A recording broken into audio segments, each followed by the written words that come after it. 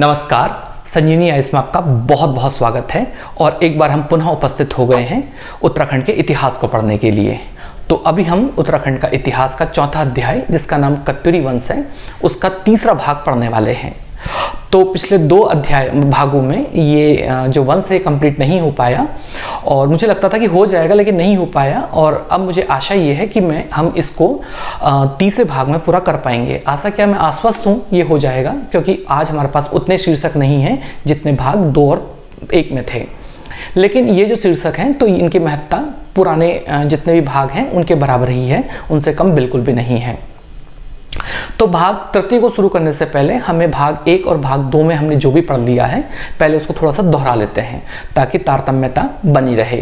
तो भाग 1 और 2 में हमने ये सीखा था कि सबसे पहले तो हमने उस कन्फ्यूज़न को दूर किया था जो एटकिंसन और बाकी के बाद वाले जो है इतिहासकारों ने पैदा कर दी थी, और वो था कि कत्यूरियों को और कार्तिकेयपुर को एक ही मान लेना। तो हमने ये सीखा कि कत्यूरी वंश और कार्तिकेयपुर वंश अलग अलग समय के उत्तराखंड के 2 महान राजवंश हैं। इसके अलावा फिर हमने बात की थी कत्यूरियों के जानकारी के स्रोतों के बारे में, जैसे जागर गाथाओं के बारे में बात की थी हमने, और पुरातात्विक स्रोतों के बारे में बात की थी वगैरह वगैरह। फिर उसके बाद हमने वंश संस्थापक की गुत्थी को सुलझाया था, और फिर हमने राजधानी परिवर्तन के संबंध में विभिन्न आयामों को देखा था, और हमने एक कहानी भी सुनी थी, रोचक कहानी वासुदेव वाली। इसके अलावा हमने कत्यूरी राजाओं के बारे में हमने बात की थी, उनका विकेंद्रीकरण के बारे में बात की थी, और इसके अतिरिक्त हमने जो कत्यूरी राजाओं की जो बिखरी हुई जानकारी थी हमने उसको एक सरल कहानी के रूप में सीखने का भी सफल प्रयास किया था। तो अब इन तमाम बातों को पढ़ने के बाद अब हम शुरू करते हैं कत्यूरी वंश का तीसरा भाग। तो सबसे पहले हम कत्यूरी के बारे में बात करते हैं। जो हमारा पहला शीर्षक है तो वो है इस वंश की महत्ता के संबंध में। तो अगर हम महत्ता के बारे में बात करें तो देखिए, कत्यूरी वंश जो है तो इसकी महत्ता को जो महत्ता है वो इस राज्य के विभिन्न क्षेत्रों के संबंध में है। तो एक एक करके उन क्षेत्रों का अध्ययन कर लेते हैं। तो पहला जो हम अपना शीर्षक ले लेते हैं, पहला शीर्षक तो वो है विशाल साम्राज्य। विशाल साम्राज्य, विशाल साम्राज्य। तो अगर हम इस विशाल साम्राज्य के बारे में बात करें, विशाल साम्राज्य, तो इंपॉर्टेंट बात वो ये है कि इससे पहले जो हमने राजवंश पढ़ा था उसका नाम था कार्तिकेयपुर वंश। तो कार्तिकेयपुर वंश में हमने देखा था कि उन्होंने पूरे उत्तराखंड पर राज किया। ललित शूरदेव ने तो इतना महान काम को करने का श्रेय प्राप्त कर लिया। तो उसके पश्चात जो है ये कत्यूरी ही थे जिनके अधीन जो है उत्तराखंड का अधिकांश भाग सम्मिलित था। यही नहीं, उत्तराखंड का ही नहीं बल्कि नेपाल का जो डोटी वाला इलाका था तो वहां तक कत्यूरियों का राज स्थापित हो गया। तो एक विशाल साम्राज्य के ये स्वामी रहे।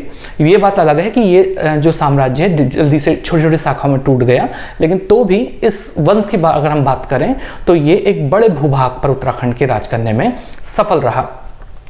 तो इतने बड़े साम्राज्य के कुशल प्रशासन के लिए एक अच्छी प्रशासनिक ढांचा होना आवश्यक है।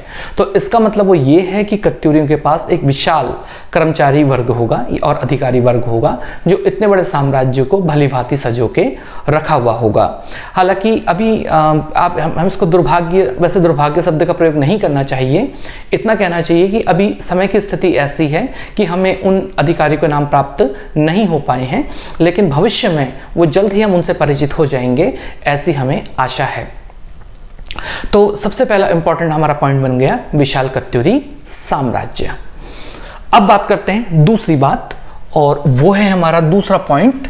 अगर हम इसके बारे में बात करें तो सेकंड पॉइंट है हमारा कत्यूरियों का धर्म।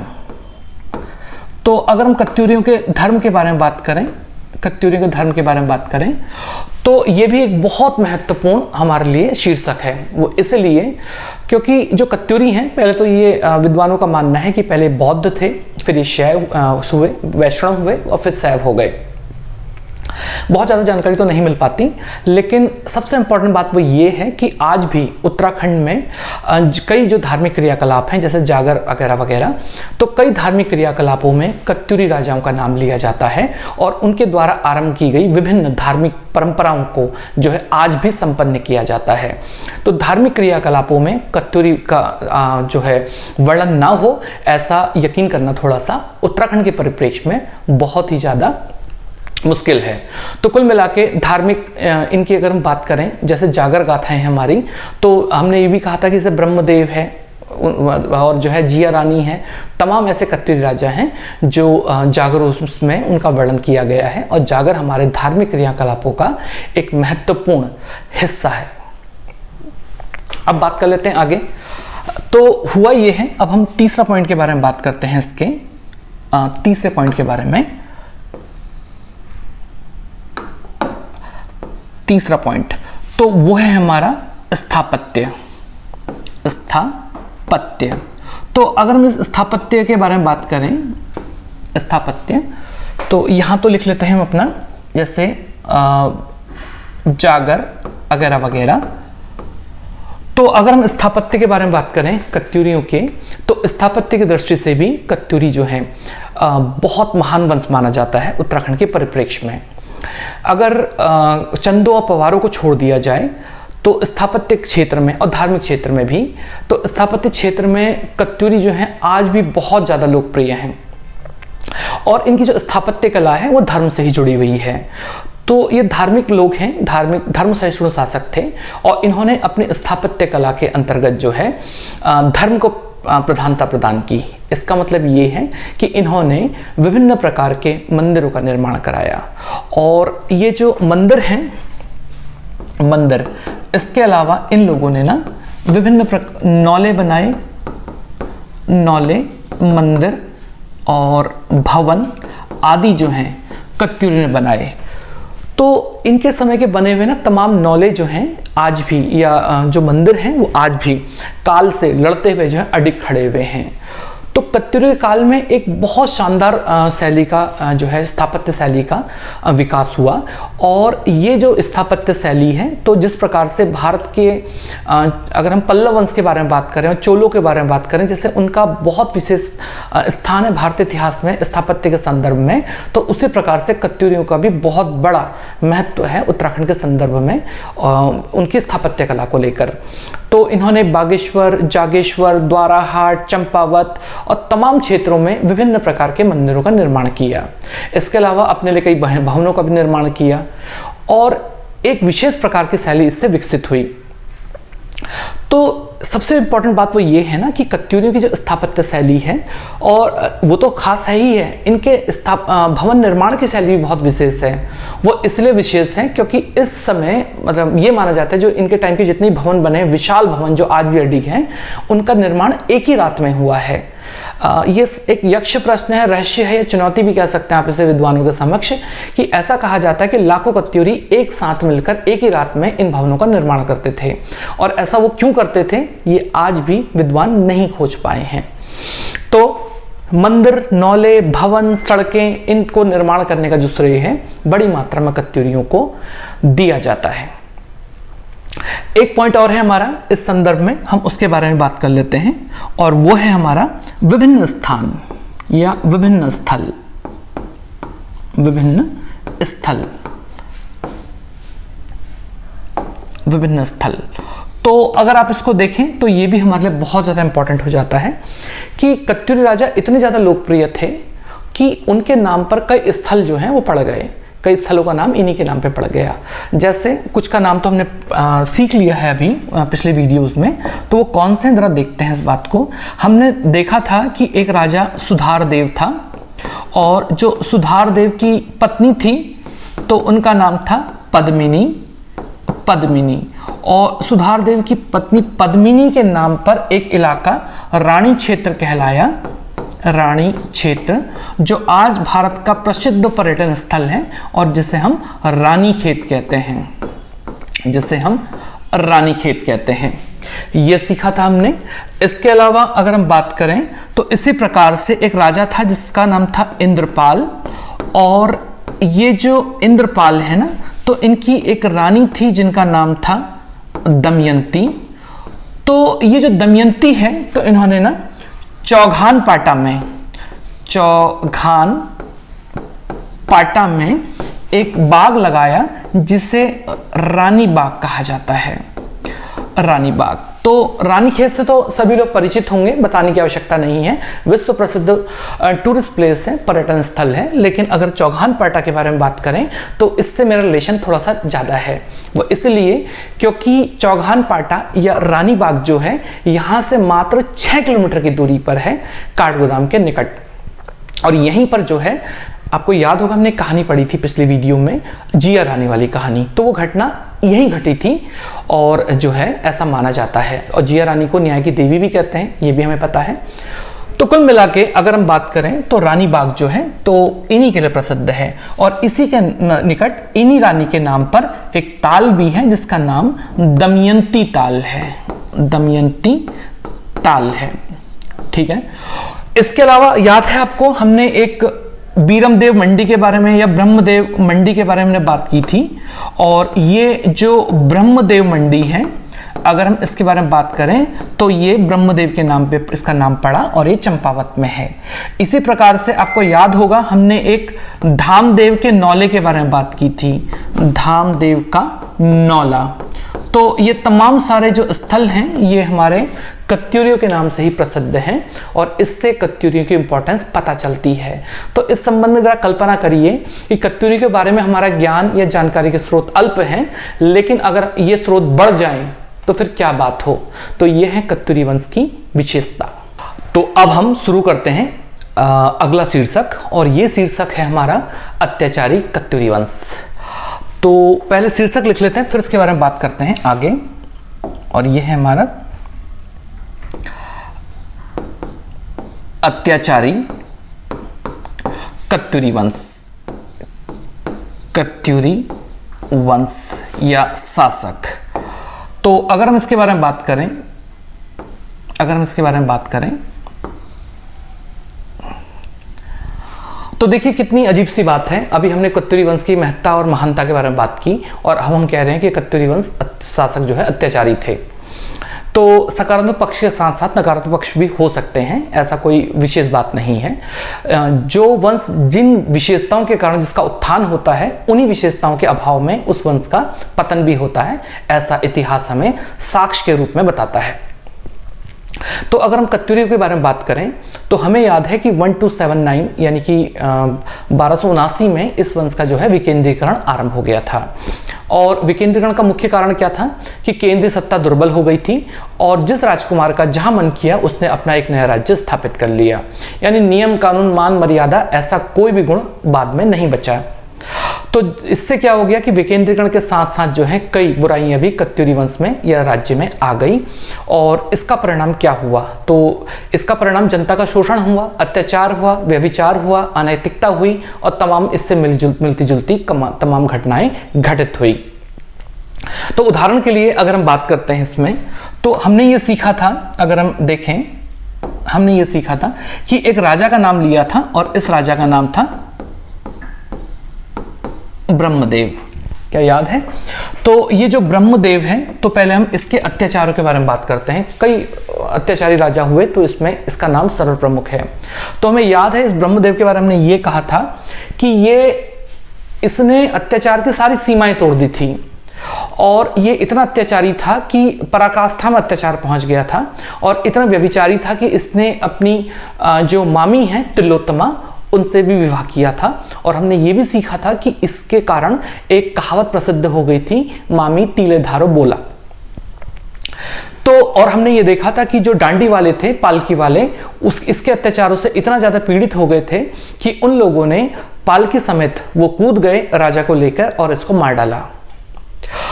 इसके अलावा अगर हम कत्यूर के बारे में बात करें, इन कत्यूर राजाओं के बारे में बात करें, तो देखिए इन्होंने ना प्रजा पर बहुत ज्यादा जो है अत्याचार किए। तो इन्होंने क्या अत्याचार किए, तो सब ये इतने ज्यादा व्यभिचारी हो गए थे कि अगर ये कोई राजा किसी सुंदर लड़की या लड़के को देख लेता था तो वो उसे अपने निजी भोग के लिए गुलाम बना लेता था। तो सोचने वाली बात है कि देवभूमि में ऐसे अत्याचारी शासक भी पैदा हुए। तो इन्होंने क्या किया, सुंदर सुंदर युवक एवं युवतियों को, सुंदर युवक एवं युवतियों को अपना गुलाम बना लिया, अपना दास बना लिया, ठीक है ना। अच्छा, इसके अलावा इन लोगों ने क्या किया कि ये लोग थे तो इन्होंने मनमाना कर लिया, यानी कर का कोई नियम कानून नहीं था। इन्होंने प्रजा पर अनेक टैक्स लगाए, मनमाना कर लिया, और इनके राज्य में कोई निश्चित कर व्यवस्था नहीं थी, कर व्यवस्था नहीं थी, ठीक है ना। तो कोई निश्चित कर व्यवस्था नहीं थी। अच्छा, इसके अलावा और क्या खास बात रही, इन्होंने जनता से ना जबरन बलपूर्वक काम कराया, यानी कि जनता से इन्होंने अपनी प्रजा से इन्होंने बेगार वसूला। तो देखिए, बेगार वसूलने वाले केवल गोरखे ही नहीं थे बल्कि कत्यूरी शासक भी थे। इसके अलावा ये कौसानी में एक जगह है जिसका नाम है हथछीना। तो हथछीना, तो ये वो जो जगह है, तो जो एटकिंसन महोदय हैं वो लिखते हैं कि हथछीना में एक मीठे पानी का नौला था, मीठे पानी का नौला, जिसे ब्रह्मदेव और धामदेव का नौला भी कहते हैं, नौला। तो लगभग तो जो ये हथछीना कौसानी में जो जगह थी, तो यहाँ पर इस मीठे पानी का जो नौला है उसका स्वास्थ्यवर्धक जल लाने के लिए लोगों की कतार लगाई गई, और ये कतार रात दिन राजा को जो है पानी सप्लाई करती थी। तो सोचिए कि इनके जो ऐश्वर्य भोग विलास है, तो ये फ्रांस के राजाओं और रूस के जार से भी आगे निकल गए। इसके अलावा और भी कई बातें हैं, जैसे एक इनके बारे में एक बहुत कहानी प्रसिद्ध है, बीडी पांडे भी उसका वर्णन करते हैं। तो ये लोग क्या करते थे ना, जब जनता को कुछ देते थे, जैसे अनाज देते थे, तो ये उल्टी नाली जो है उसमें जो है अनाज देते थे, और जब लेते थे तो वो सीधी नाली भर के लेते थे, यानी देते कम थे और लेते ज़्यादा थे, कहने का मतलब है। तो पहली बात तो जो लोग उत्तराखंड के हैं या संबंधित हैं तो वो लोग नाली जानते हैं, लेकिन जो नहीं जानते वो देख लीजिए कि नाली किस तरह से हुआ करती थी। तो इस प्रकार से एक लकड़ी का या मेटल का एक बर्तन हुआ करता था इस तरह से, और इस बर्तन में जो अनाज भरने के लिए ये मेजरमेंट का काम करता था। तो अगर हम इस नाली के बारे में बात करें तो ये लोग नाली से कम अनाज देते थे और ज़्यादा अनाज लेते थे। तो इस संबंध में कहावत जो है वो इस प्रकार से प्रचलित हो गई, और इस कहानी को आप भी ध्यान से देखिएगा इसमें क्या था। बीडी पांडे इसका उल्लेख करते हैं, और ये है बाजा, गैको, एक सेकेंड रुकिएगा,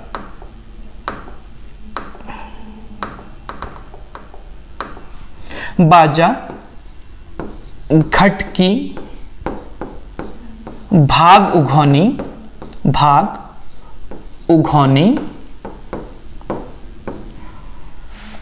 बाछी गैको,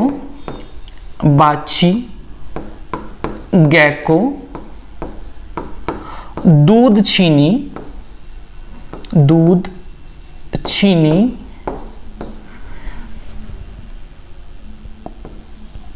उल्टी नाली भर दीनी, उल्टी नाली भर दीनी, कणक बतैलीनी, कणक बतैलीनी। अब इन शब्दों का क्या मतलब होता है थोड़ा थोड़ा समझ लेते हैं। तो ये लाइनें जो है कत्यूरी के अत्याचारों का एक एग्जाम्पल है। तो इसमें कहा कि मतलब ये जो हर चीज में टैक्स लगाते थे, लोगों के दूध दही और इस पे जो है उस पर भी टैक्स लग जाता था वगैरह वगैरह। इसके अलावा जो अंतिम लाइन है उसका मतलब थोड़ा सा समझ लीजिए। तो ये लोग क्या करते थे, प्रजा इनके पास टैक्स के लिए अनाज देने जब आती थी तो उस टाइम पर एक पत्थर पे एक अधिकारी खड़ा हो जाएगा और जब प्रजा जो पिसा हुआ आटा लेके आती थी तो उसको 7 बांस की चटाइयों के ऊपर से डाला जाता था और जो छन छन के नीचे आटा आता था तो वो आटा ले लिया जाता था। बाकी को कहते थे दरदरा या मोटा बड़ा आटा है, यानी दानेदार है, ग्रैन्युलर है, तो उसको जो है वापस कर देते थे। तो इससे वो जनता का अधिकांश अनाज जो है वो खराब हो जाता था। तो जो मन माया वो किया, कहने का मतलब है, इसमें कोई लिमिट नहीं थी, कहने का मतलब है। तो ये तमाम सारे जो हैं कत्यूरी राजा जो थे, तो इनके जो अत्याचार हैं उससे जो प्रजा त्राही त्राही करने लगी। तो ये हैं कत्यूरी वंश के अत्याचारी शासक। अब है हमारा अगला शीर्षक और वो है कत्यूरी काल में विदेशी आक्रमण।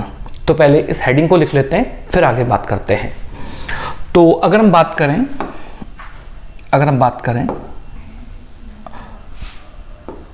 कत्यूरी काल में विदेशी आक्रमण,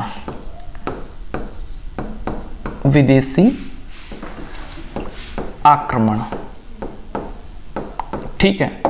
तो अगर हम इसके बारे में बात करते हैं, विदेशी आक्रमण के बारे में, तो देखिए इसमें क्या खास बात है कत्यूरी काल में विदेशी आक्रमण में। तो देखिए इस काल में ना तमाम आक्रमण हुए हैं विदेशियों के और मुख्यतः ये मुस्लिम राजाओं के आक्रमण हुए हैं। तो इन आक्रमणों से क्या हुआ है कि डायरेक्टली और इनडायरेक्टली जो है ये उत्तराखंड का जो क्षेत्र है वो प्रभावित हुआ है और ये माना जाता है कि इससे उत्तर कत्यूरियों का जो पतन है उसकी गति जो है वो तीव्र हो गई थी। तो देखते हैं कौन कौन से ऐसे आक्रमण हुए हैं उत्तराखंड की धरती में। तो जो शुरुआती जो 2 आक्रमण हैं वो नेपालियों के आक्रमण हैं और जो बाद के जो 2 आक्रमण हैं वो मुस्लिम आक्रमणकारियों के हैं। तो देखते हैं इसके बारे में क्या क्या खास बात है। तो विद्वानों का ये कहना है कि 1191 ईस्वी में ना 1191 ईस्वी में जो है नेपाली शासक अशोक चल्ल का आक्रमण हुआ था। अशोक चल्ल का आक्रमण हुआ था, ठीक है, का आक्रमण हुआ, ठीक है। और इसके अलावा अगर बात करें 1223 ईस्वी में नेपाली शासक क्राचल देव का आक्रमण हुआ। क्राचल देव तो अब इंपॉर्टेंट बात ये है का आक्रमण हुआ। तो अगर हम इसके बारे में बात करें, पहले इन 2 आक्रमणों के बारे में बात कर लेते हैं। तो देखिए नेपाल के राजाओं ने प्राचीन काल से ही उत्तराखंड पर आक्रमण करने की तमाम चेष्टा की और मध्यकाल में इन 2 राजाओं को सफलता मिली और वो उत्तराखंड पर आक्रमण करने में सफल हुए। लेकिन इनकी जो ये सफलता है ना ये दीर्घकालिक नहीं हो पाई और इनके आक्रमण मात्र जो है क्षणिक या धावे मात्र रेड के रूप में रहे और इनका कोई स्थायी और दीर्घकालिक प्रभाव उत्तराखंड पर नहीं पड़ा। अब इंपॉर्टेंट बात वो ये है कि अगर हम इस अशोक चल के बारे में बात करें या क्राचल देव के बारे में बात करें तो देखिए ये बहुत इंपॉर्टेंट हैं, इनके कुछ अभिलेख भी हैं अशोक चल मेनली। तो हमने ये भी कहा था कि हम अभिलेखों के बारे में अलग से वीडियो बनाएंगे, तो थोड़ा सा आप विश्वास रखिएगा और सारी वीडियोस बहुत डिटेल में हर एक छोटे से लेकर बड़े टॉपिक की, चाहे वो कितना ही छोटा हो कितना ही बड़ा हो, तो डिटेल वीडियो सबके आने वाले हैं। लेकिन हर किसी का एक जगह है, एक स्थान है और एक समय है, तो सारे वीडियो आ जाएंगे। आप लोग बस जितना हम पढ़ रहे हैं जैसे 1 to 1 करके, तो आप उसको धैर्यपूर्वक पढ़ लीजिए बस। तो बात करते हैं आगे। तो अगला जो आक्रमण है वो है 1338 ईस्वी में और ये दिल्ली का शासक है जिसको मोहम्मद बिन तुगलक कहते हैं। मोहम्मद बिन तुगलक कहते हैं, बिन तुगलक कहते हैं। चलिए तो मोहम्मद बिन तुगलक के बारे में बात करते हैं। दिल्ली सल्तनत का एक पागल राजा, मध्यकालीन भारत का एक पागल राजा। तो जब इसने ना कांगड़ा पर आक्रमण किया, कांगड़ा पर, तो कांगड़ा में ज्वाला देवी ज्वालामुखी मंदिर था, ज्वालामुखी मंदिर। तो इसने इस दौरान इस मंदिर को भी लूटा ना, इस मंदिर को भी लूटा।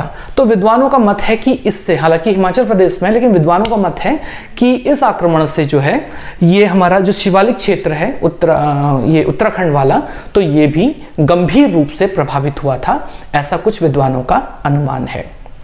उसके बाद अंतिम आक्रमण के बारे में बात करते हैं, और ये है 1398-99 ईस्वी।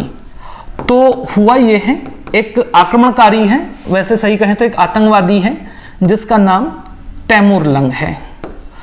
तो तैमूर लंग, आपने नाम सुना होगा, तैमूर लंग बचपन से सुन लेते हैं हम। तो इस तैमूर लंग ने ना 1398 में दिल्ली को लूटा, और मतलब ये भारत की ओर आया, और जो है जब ये दिल्ली को लूट कर वापस गया तो ये हरिद्वार के रास्ते वापस गया, तब 1399 आ चुका था।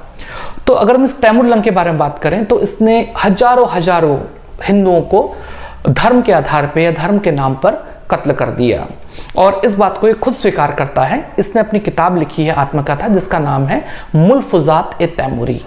तो पहले किताब का नाम लिख लेते हैं, और किताब का नाम है मुल्फुजात-ए-तैमूरी, मुल्फुजात-ए-तैमूरी। और इसमें ये लिखता है, इसकी कोटेशन देखिए, ये कहता है कि इस्लाम की तलवार ने काफिरों यानी नॉन मुस्लिम, यहां पे हिंदुओं के लिए वर्ड यूज हुआ है मेनली, काफिरों के रक्त से स्नान किया, रक्त से स्नान किया, ऐसा ये स्नान किया। तो अगर हम इसके बारे में बात करें, इस तैमूर लंग के बारे में, तो ये खुद स्वीकार करता है कि इसने हजारों हिंदुओं को मार डाला, या भारत के लोगों को मार डाला। तो अगर हम इसके बारे में बात करें तो इसने अपनी आत्मकथा में कुछ वर्णन किया है। ये कहता है इस किताब में, तो ये कह रहा है कि इसने ना गंगा द्वार मतलब हरिद्वार वाला इलाका ना, तो गंगा द्वार में एक बहरूज नाम के राजा को इसने पराजित किया था। इसके अलावा ये कहता है कि यमुना के किनारे जो है, यमुना के किनारे इसने एक रतन सेन नाम के शासक को पराजित किया। तो कुछ विद्वानों का मानना है कि ये बहरूज शायद कोई कत्यूरी राजा रहा होगा, और इस आक्रमण से जो इनकी जो कत्यूरी की लक्ष्मी है वो जरूर विचलित हुई होगी, यानी उनको आर्थिक क्षति हुई होगी, ऐसा विद्वानों का अनुमान है। अच्छा हाँ, अब हम अपने अगले और अंतिम शीर्षक की ओर चलते हैं, और वो है कत्यूरियों का पतन। तो अगर हम इसके बारे में बात करते हैं तो पहले अपना हेडिंग लिख लेते हैं, और ये है हमारा कत्यूरियों का पतन, ठीक है ना, ये है हमारा कत्यूरियों का पतन, कत्यूरियों का पतन। तो अगर इस कत्यूरी के पतन के बारे में बात करें, कत्यूरी के पतन के बारे में, तो इसमें इंपॉर्टेंट बात क्या है। तो देखिए, शुरू में भी हमने बात की थी अभी कि कोई भी साम्राज्य जिन गुणों के साथ उसका उत्थान होता है, अगर वो गुण समाप्त हो जाए तो उसका पतन निश्चित होता है। इसीलिए कोई भी वंश हमेशा जो है उसका उत्थान नहीं हुआ है, जिसका उत्थान होगा पतन भी आवश्यक है, ऐसे हमारा शास्त्र भी कहते हैं। तो अगर हम बात करें तो कुछ पॉइंट्स के बारे में बात करते हैं कत्यूरी के पतन के संबंध में, और वो जो पॉइंट्स हैं, तो पहला है सबसे बड़ा कि सेंट्रल पावर का यानी केंद्रीय सत्ता का दुर्बल हो जाना। तो हुआ ये कि कत्यूरी जो राजा हैं कुछ समय तक अच्छे ढंग से शासन करने के पश्चात इनमें कोई एक ऐसा शासक पैदा नहीं हो पाया जो उत्तराखंड को एक सूत्र में, राजनीतिक सूत्र में बांध सके। तो इसका परिणाम ये हो गया कि जिस राजकुमार का जो मन किया उसने वहां अपना राज्य स्थापित कर लिया, और इससे राजनीतिक अव्यवस्था और विकेंद्रीकरण की प्रक्रिया बहुत तीव्र हो गई। तो इसको लिख लेते हैं हम यहाँ पे पहले। तो इस पॉइंट के बारे में अगर हम बात करें तो सबसे पहली बात है दुर्बल केंद्रीय सत्ता, दुर्बल केंद्रीय सत्ता, ठीक है ना, केंद्रीय सत्ता। तो पहली बात ये हो गई। अब दूसरी बात करते हैं आगे। दूसरी बात कि कत्यूरियों को एक ऐसा जो है केंद्रीय राजा नहीं मिल पाया जो अपनी तलवार से सबको एक कर देता। और दूसरी जो कमी है वो ये है कि उत्तराधिकारी अच्छे नहीं आ पाए, यानी योग्य उत्तराधिकारी नहीं आए। और ये इससे मिलता जुलता पॉइंट है कि अयोग्य उत्तराधिकारी, यानी कि कत्यूरियों की जो सफलता है वो उत्तराधिकारी उसको बनाए नहीं रख पाए। उत्तराधिकारी। इसके अलावा और क्या खास बात है? तीसरा इसका पॉइंट है कि ये जो कत्यूरी हैं तो इनमें केवल अयोग्य उत्तराधिकारी नहीं आए बल्कि अत्याचारी उत्तराधिकारी भी आए और इन लोगों ने प्रजा को विमुख कर दिया। तो तीसरा पॉइंट जो है अत्याचारी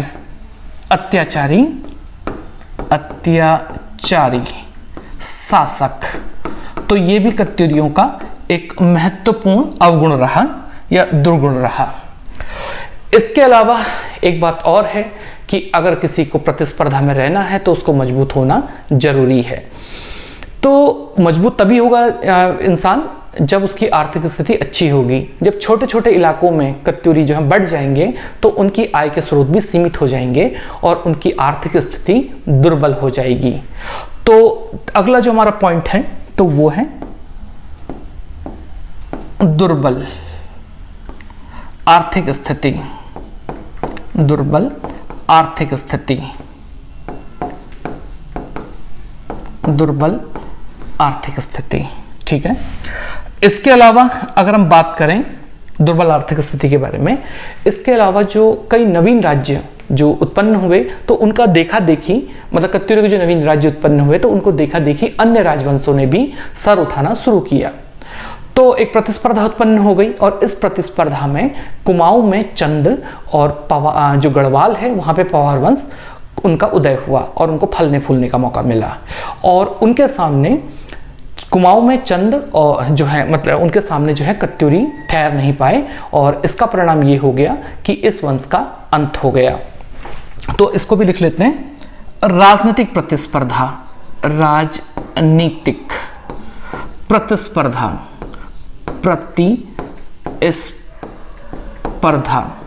ठीक है ना। तो राजनीतिक प्रतिस्पर्धा में चंद और पवानों ने बाजी मार ली और इस प्रकार से महान जो हमारा कत्यूरी वंश है वो समाप्त हो गया। तो इस प्रकार से हमने कत्यूरी वंश का अध्ययन कर लिया है और इसको हमने 3 भागों में हम इसको पूरा कर पाए। तो आशा करते हैं कि आपको कत्यूरी वंश ठीक ठीक समझ में आ गया होगा, सरलता से समझ में आया होगा और इसमें किसी भी प्रकार का संशय अब आपके मन में नहीं होगा। फिर भी कोई संशय हो तो मैं उपलब्ध रहूंगा। अच्छा, मेरे मन में एक विचार आया है, आप प्रतिक्रिया देते रहिएगा कि ये विचार कैसा है। तो कभी कभार कुछ ऐसा कोई प्रश्न पूछ लिया जाए आप लोगों से जिसका आप उत्तर होमवर्क के रूप में खोजें तो ये 2 वे कम्युनिकेशन हो जाएगा। तो आज मैं आपको एक प्रश्न के साथ छोड़ के जा रहा हूं और प्रश्न ये है कि उत्तराखंड के इतिहास में ना कोरा या बुजाली किसे कहा जाता था, ये आपने बताना है। कोशिश करिएगा, खोजने का प्रयास कीजिएगा कि इस शब्द का मतलब क्या होता है। तो जो भी सही उत्तर देगा तो हम उसको इंडिकेट जो है एक हार्ट जो आपका होता है नीचे कमेंट्स में, तो हम उसके आगे हार्ट बना देंगे। तो इससे हो जाएगा कि आप लोग अपना आंसर मैच कर पाएंगे। अगर कोई भी आंसर नहीं दे पाया, हालांकि मुझे लगता नहीं है ऐसा कुछ होगा, लेकिन अगर कोई आंसर बाई चांस नहीं दे पाया तो फिर कुछ कमेंट्स के बाद हम खुद ही उत्तर दे देंगे। तो आज इतना ही करते हैं। आपने बहुमूल्य समय दिया, इसके लिए बहुत बहुत धन्यवाद। आपका दिन शुभ हो। नमस्कार।